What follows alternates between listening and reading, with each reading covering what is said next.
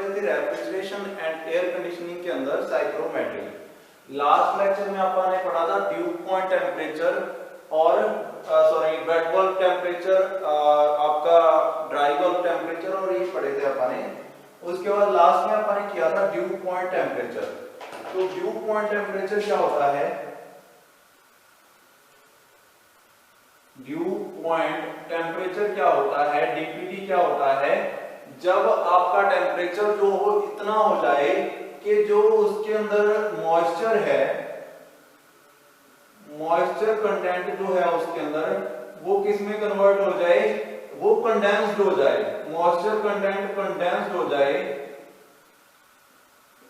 उतने टेम्परेचर को, जितने टेम्परेचर के ऊपर, टेम्परेचर T के ऊपर आपका मॉइस्चर जो था वो कंडेंस्ड हो गया। टेम्परेचर T के ऊपर मॉइस्चर जो था वो कंडेंस्ड हो गया। तो टेम्परेचर T क्या है? ये क्या है? DPT, dew point temperature. Temperature T क्या है यहाँ पे? Dew point temperature. At dew point temperature the moisture is condensed. Condensed का मतलब क्या है?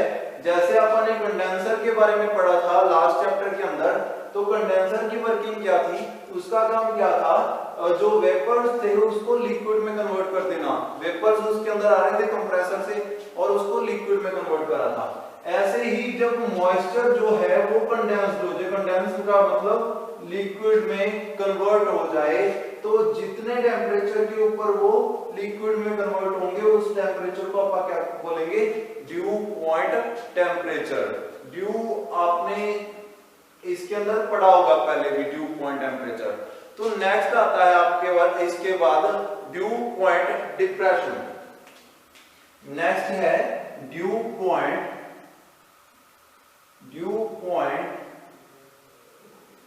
Depression.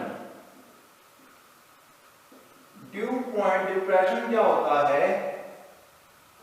The difference between due point temperature and आपका जो दूसरे टेम्परेचर, ड्राई बल्ब टेम्परेचर है, उनके बीच में जो डिफरेंस होता है, the difference between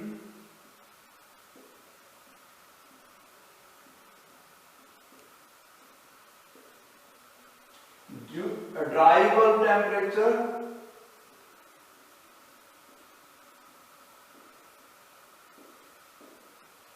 and dew point temperature. The difference between dry bulb temperature and dew point temperature. इन दोनों टेम्परेचर्स के अंदर, ड्राई बल्ब टेम्परेचर और ड्यू पॉइंट टेम्परेचर के बीच में जितना डिफरेंस होता है उसको क्या बोलते हैं? आपका due point depression. Due point depression किसे कहते हैं? ड्राई बल्ब टेम्परेचर और ड्यू पॉइंट टेम्परेचर के अंदर जितना डिफरेंस होता है उसको आप बोलते हैं ड्यू पॉइंट डिप्रेशन। नेक्स्ट इसके अंदर आता है आपका adiabatic saturation temperature. Next topic आपका आता है, अपन ने पढ़ा डीपीटी क्या होता है, उसके बाद अपन ने पढ़ा ड्यू पॉइंट डिप्रेशन क्या होता है। नेक्स्ट इसके अंदर आता है adiabatic saturation temperature.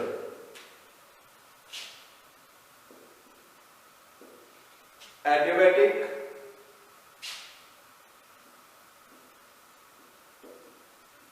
Saturation temperature.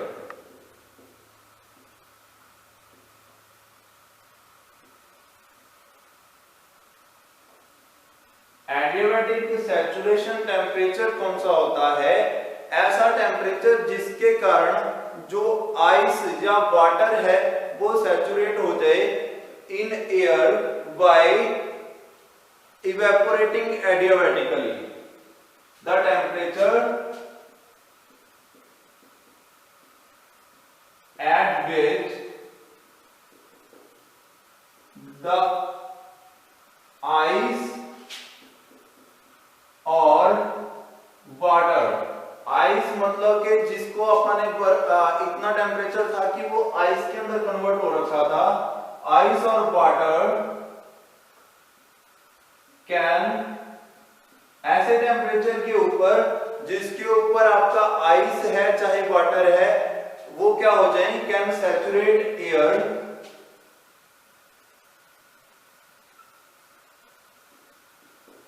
Bye evaporation.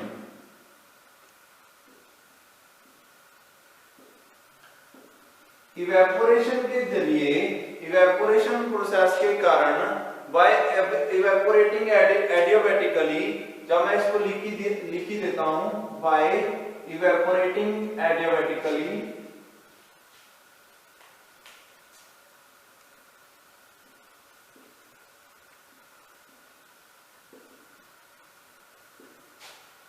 Bye evaporating adiabatically, जब आपका आइस और वाटर वो एयर को सैचुरेट कर दें, एयर को सैचुरेट कर दें, तो जितने टेम्परेचर के ऊपर वो एयर को सैचुरेट करेंगे, एयर के अंदर डिफ्यूज हो जाएंगे, तो उसको, उस टेम्परेचर को आप क्या बोलेंगे, आपका adiabatic saturation temperature.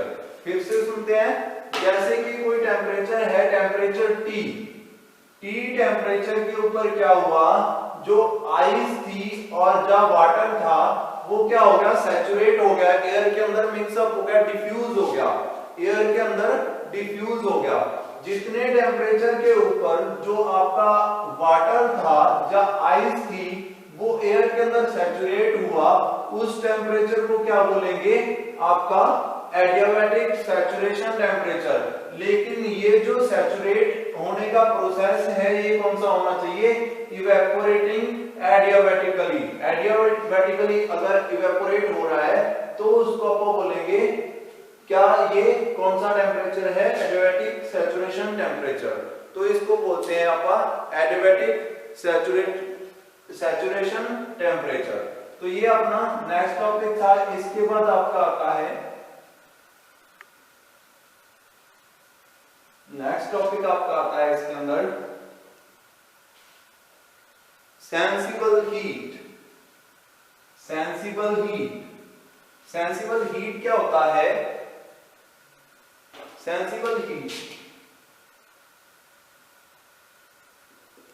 Sensible heat जैसा कि नाम से ही पता चल रहा है, सेंसिबल हीट कौन सी होती है, जब आपका amount of heat required to rise the temperature of substance, amount of heat required to rise, raise किसी चीज को बढ़ाना, ऊपर लेके जाना, raise the temperature of a substance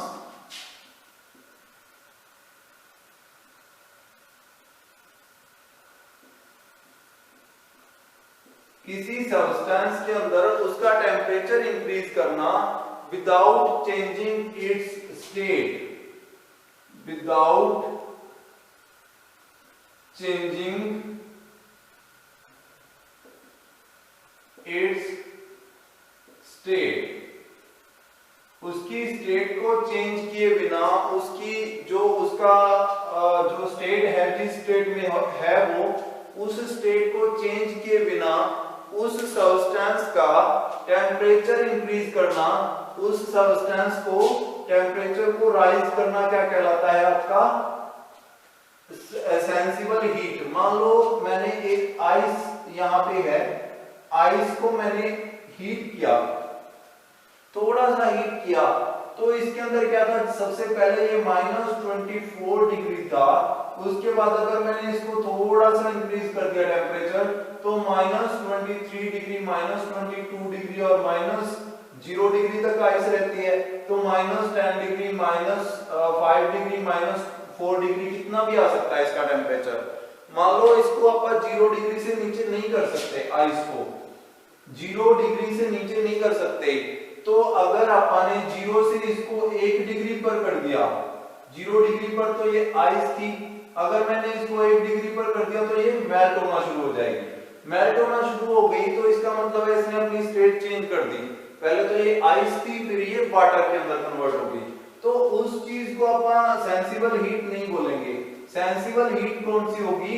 अगर मैंने इसको जीरो, पहले -1 डिग्री पर थी और मैंने इसको हीट किया तो ये जीरो डिग्री पर आ गई। तो जो 1 डिग्री टेम्परेचर राइज हुआ है, the amount of heat required to raise the temperature, उस 1 डिग्री तक इसको लेके जाने के लिए कितना हीट लगी, जितनी हीट मैंने यूज की उसको आप क्या बोलेंगे? Latent heat. कितनी हीट मैंने दी इसको 1 डिग्री टेम्परेचर राइज करने के लिए, जब तक इसकी स्टेट चेंज ना हो। अगर स्टेट चेंज होगी फिर आप इसको ये नहीं कहेंगे कि ये सेंसिबल हीट है। सेंसिबल हीट कब तक रहेगी? जब तक टेम्परेचर राइज हो रहा है, जितनी हीट आप उसको दे रहे हैं, लेकिन स्टेट चेंज नहीं होनी चाहिए, वो आइस से वाटर नहीं होनी चाहिए। जैसे वाटर को मैंने क्या किया, वाटर को फिर से टेम्परेचर उसका राइज करता गया। वाटर को मैं टेम्परेचर राइज कर रहा हूं 1 डिग्री से 100 डिग्री तक, 60 डिग्री तक, 50 डिग्री तक, 50-60 डिग्री पर जाकर वो बॉयल होना स्टार्ट हो जाता है। उसके बाद वो वेपर के अंदर कन्वर्ट हो जाता है। जब तक ये स्टेट चेंज ना करे, जब तक ये वाटर है, तब तक इसको हीट कर रहा हूं। तो जितनी हीट रिक्वायर्ड है इसको आपका क्या बोलेंगे? Heat required to raise its temperature. Temperature rise करने के लिए सिर्फ जितनी हीट रिक्वायर्ड है उसको आप क्या बोलेंगे? इसकी सेंसिबल हीट। तो सेंसिबल हीट के बाद नेक्स्ट टॉपिक आपका आता है, वो क्या है इसका? Latent heat. लेटेंट हीट कौन सी होती है? सेंसिबल हीट के बारे में आपने पढ़ा, उसके बाद नेक्स्ट आपका टॉपिक आता है लेटेंट हीट। तो लेटेंट हीट कौन सी होती है आपकी? जिसके अंदर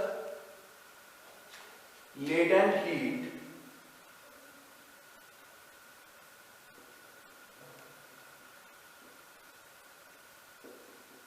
लेटेंट हीट कौन सी होती है? जिसके अंदर आपका amount of heat required to change the state of body without changing its temperature. The amount of heat to change the state of substance without changing its temperature। Temperature को change नहीं कर रहे हैं, टेम्परेचर को change नहीं कर रहे, heat दे रहे हैं उसको। ध्यान दो, मैं आपको एक चीज बताता हूं, जब आप वाटर को बॉयल करते हैं तो 1 डिग्री पर जाकर वो, जैसे आप एक ऐसी स्टेट आती है जब वो उसके बाद उसका टेम्परेचर इंक्रीज होना बंद हो जाता है, उसके बाद उसका टेम्परेचर जो है वो रुक जाता है, उसके बाद उसकी स्टेट चेंज होती है। मतलब कि एक ऐसा टेम्परेचर आता है बढ़ाते बढ़ाते, जब आप वाटर को इंक्रीज कर रहे हैं टेम्परेचर, तो एक ऐसी स्टेट आती है 60 डिग्री 70 डिग्री पर जाकर, जब उसका टेम्परेचर इंक्रीज होना बंद हो जाता है, उसके बाद जस्ट उसकी स्टेट चेंज होती है।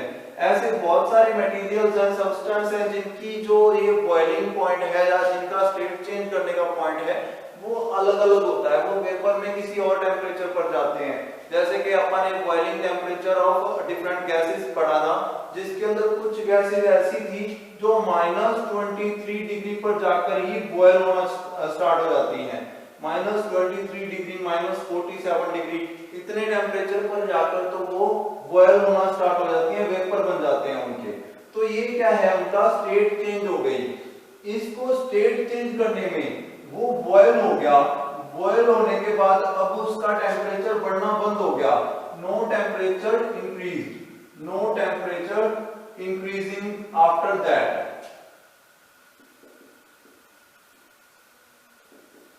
अब क्या होगा, टेम्परेचर इंक्रीज नहीं हो रहा, तो बॉयल होने के बाद वाटर को जब अपन ने बॉयल कर लिया तो उसके बाद अब टेम्परेचर इंक्रीज नहीं होगा।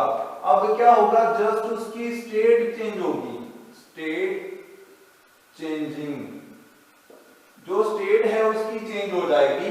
वो क्या होगा, पहले वाटर था, वाटर से वो किस में कन्वर्ट हो जाएगा, वाटर से वो वेपर्स में कन्वर्ट हो जाएगा। अब वाटर से वेपर में कन्वर्ट होने के लिए टेम्परेचर इंक्रीज नहीं हो रहा, लेकिन हीट तो कंटिन्यू दे रहे हैं आप, ठीक है, हीट उसको कंटिन्यू कर रहे हैं। जैसे आप कई बार मिल्क बॉयल करते हो तो मिल्क की एक ऐसी कंडीशन आती है, अगर आप उसको हिलाते रहो, उसको बाहर ना आने दो, तो एक ऐसी कंडीशन आएगी जिसके बाद वो आगे टेम्परेचर इंक्रीज होना उसका बंद हो जाएगा। उसके बाद वो वेपर्स बनने स्टार्ट हो जाएंगे, उसमें से उसका जो वाटर कंटेंट है वो कम होना शुरू हो जाएगा। तो वो ऐसी स्टेट है जिसमें उसका टेम्परेचर इंक्रीज नहीं हो रहा, बल्कि उसमें से वेपराइजेशन हो रही है, उसमें से जो वाटर कंटेंट है वो रिमूव हो रहा है। तो उस टेम्परेचर के अंदर जाकर आपकी लेटेंट हीट वर्क करती है। तो तब कौन सी हीट जो है वो वर्क करती है, लेटेंट हीट। तो वाटर को वेपर के अंदर कन्वर्ट करने के लिए जितनी हीट लगी, आप कंटिन्यू उसको हीट तो दे रहे हो, लेकिन उसका कोई टेम्परेचर के ऊपर इफेक्ट नहीं आ रहा, जस्ट वो स्टेट चेंज कर रहा है, वाटर को वेपर में कन्वर्ट कर रहा है without no temperature rise, temperature के ऊपर कोई चेंज नहीं आ रहा। तो इस स्टेट में जितनी हीट आप कंटिन्यू उसको दे रहे हो, वो हीट क्या है, लेटेंट हीट है। वो हीट को आप क्या कहेंगे, लेटेंट हीट बोलेंगे। तो लेटेंट हीट कौन सी होती है, जिसके अंदर स्टेट चेंज होती है without changing any effect, without doing any effect to temperature. तो अब जो आपकी हीट होती है, लेटेंट हीट होती है, वो दो टाइप की होती है, टू टाइप्स की होती है। दोनों के बारे में अपन ने बात की है, जब आप टाइप लिखेंगे तब आपको अच्छे से समझ में आ जाएगा कि कौन कौन से टाइप हैं लेटेंट हीट के। तो लेटेंट हीट जो होती है वो latent heat of fusion, latent heat of fusion, latent heat of fusion, जिसके अंदर आपका फ्यूजन हो, जिसके अंदर आपके जो वाटर पार्टिकल्स हैं वो पहले किसी सॉलिड में थे, उसके बाद उनको फ्यूज करके अपन ने उसको वाटर या किसी और कंटेंट में कन्वर्ट कर दिया। और latent heat of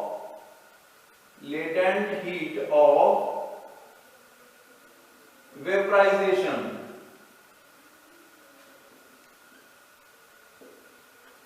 latent heat of vaporization. तो दो तरीके की ये आपके लेटेंट हीट्स होती हैं, एक तो लेटेंट हीट ऑफ फ्यूजन और दूसरी होती है latent heat of vaporisation. Latent heat of fusion जिसके अंदर certain mass of heat required है to of solid substance, to amount required to change the state of solid substance को आप क्या बोलेंगे, the heat required to change, या नीचे लिख देता हूं इसको, जो आपका लेटेंट हीट ऑफ फ्यूजन है वो क्या होता है, the heat required to change the state of solid, solid को किसमें, सॉलिड को लिक्विड में कन्वर्ट करना, ठीक है, change the state, change the mass of solid substance into a liquid, into a state of a small mass या mass of solid into a liquid। तो उसको क्या बोलेंगे, सॉलिड को डिफ्यूज करना into liquid is known as latent heat of fusion। Question आता है what is latent heat of fusion, the heat required to change the state of solid into a liquid। मतलब कि आपके पास एक आयरन का piece है, एक Fe फेरॉन का पीस है, उसको आपने क्या किया, हीट करना स्टार्ट किया, हीट करना स्टार्ट किया तो इतनी हीट आपने उसको दे दी कि अब वो क्या है, इसके बाद उसका टेम्परेचर राइज होना बंद हो जाएगा। उसके बाद क्या होगा, ये सॉलिड से मेल्ट हो जाएगा और किसमें कन्वर्ट हो जाएगा, आपका लिक्विड के अंदर। तो उसके ऊपर जब इतना जितना टेम्परेचर अपन ने दिया आयरन के ऊपर कि वो मेल्ट हो गया, आयरन को हीट किया और वो कन्वर्ट हो गया, हीट किया तो वो कन्वर्ट हो गया किसमें, मेल्ट हो गया, वो मेल्ट हो गया। जितना टेम्परेचर उसको लगा मेल्ट करने के लिए, उसके बाद उसका टेम्परेचर इंक्रीज होना बंद हो गया। मान लो 2700 डिग्री इतना टेम्परेचर अपन ने उसको दिया, इसके बाद उसका टेम्परेचर इंक्रीज होना कुछ देर के लिए रुक जाएगा, उसके बाद वो किसमें कन्वर्ट हो जाएगा। अब आप उसको हीट तो दे रहे हैं, उसको गर्म तो करें अपन नीचे से, जो आपकी फ्लेम है वो कंटिन्यू चल रही है, हीट चल रही है, लेकिन अब वो किसमें कन्वर्ट हो जाएगा, मेल्टेड आयरन में कन्वर्ट हो जाएगा। तो जितनी हीट 27 डिग्री सेल्सियस के बाद इसको जितनी हीट लगी इन किलो जूल्स, जितनी हीट इसको लगी मेल्ट करने में, वो हीट क्या कहलाएगी, इसकी लेटेंट हीट ऑफ फ्यूजन कहलाएगी। ऐसे ही दूसरा टाइप है इसका latent heat of vaporisation, latent heat of vaporization. दो टाइप का अपन ने लेटेंट हीट पढ़ा था, लेटेंट हीट ऑफ फ्यूजन और दूसरा कौन सा था आपका, लेटेंट हीट ऑफ वेपराइजेशन।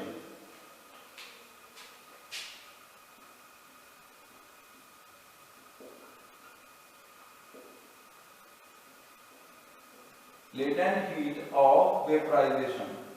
तो लेटेंट हीट ऑफ वेपराइजेशन का क्या मतलब है कि जब आपके लिक्विड जो है, कोई भी लिक्विड स्टेट है, वो वेपर के अंदर कन्वर्ट हो जाए, the amount of heat required, the amount of heat required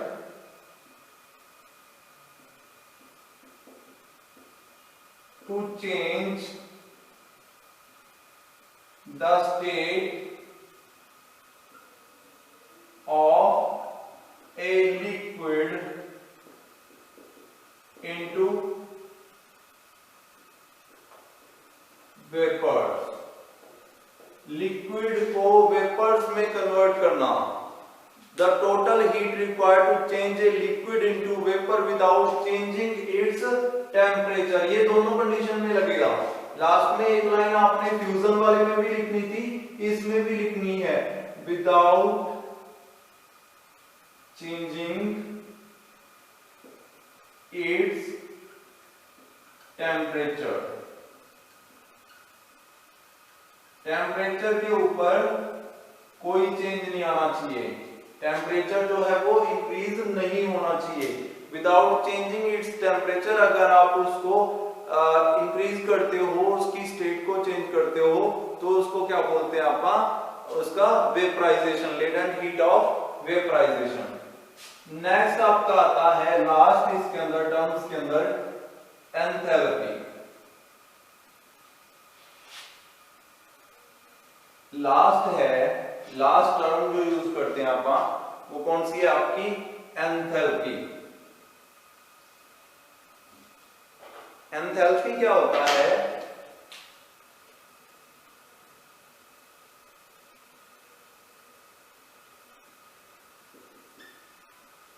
enthalpy क्या होता है, एंथैल्पी होती है total energy which represent the sum of internal and flow energy into a steady flow process.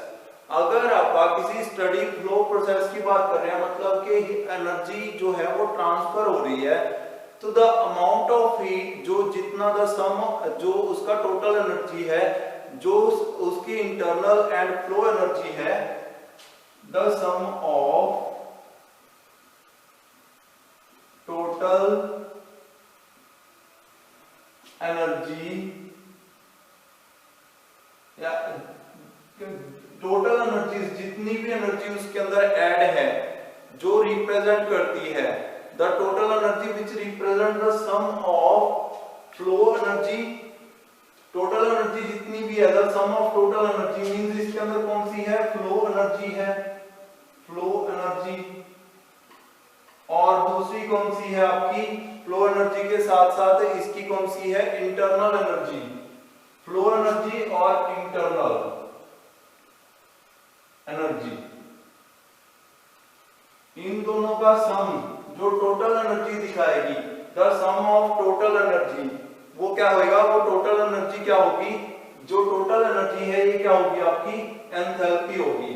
The sum of total energy, तो जितना भी total energy आएगी, flow energy उसकी कैलकुलेट करेंगे अपन और इंटरनल एनर्जी कैलकुलेट करेंगे। जितनी भी टोटल एनर्जी आएगी उसको अपन क्या बोलेंगे, उसकी एंथैल्पी बोलेंगे। इसको किलो जूल पर केजी, किलो जूल पर केजी।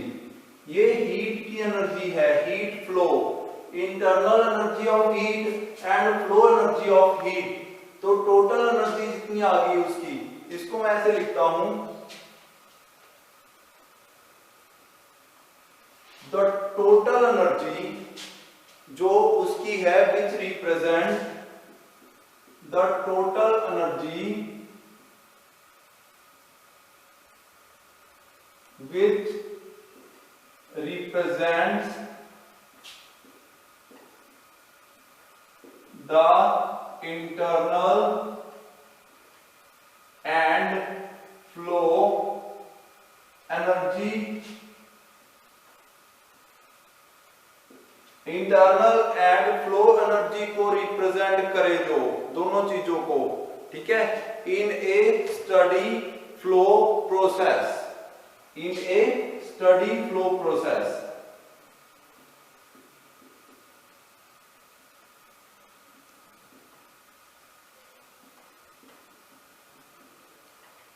उस टोटल एनर्जी को अपन क्या बोलेंगे, आपका एंथैल्पी बोलेंगे। जैसे यहाँ पे टोटल एनर्जी जितनी भी आई उसके अंदर कौन कौन सी चीजें हैं, इंटरनल एनर्जी है या फ्लो एनर्जी है।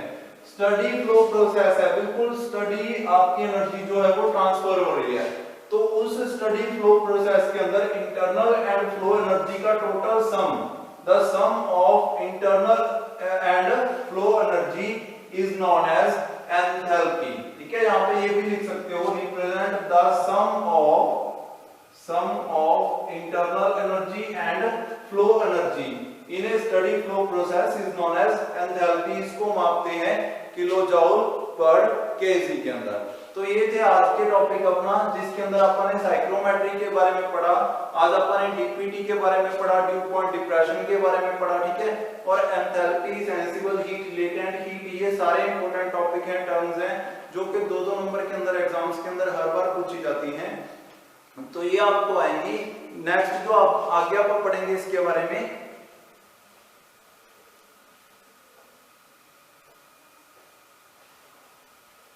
वो नेक्स्ट लेक्चर में करेंगे। आज के लिए इतना ही, थैंक यू।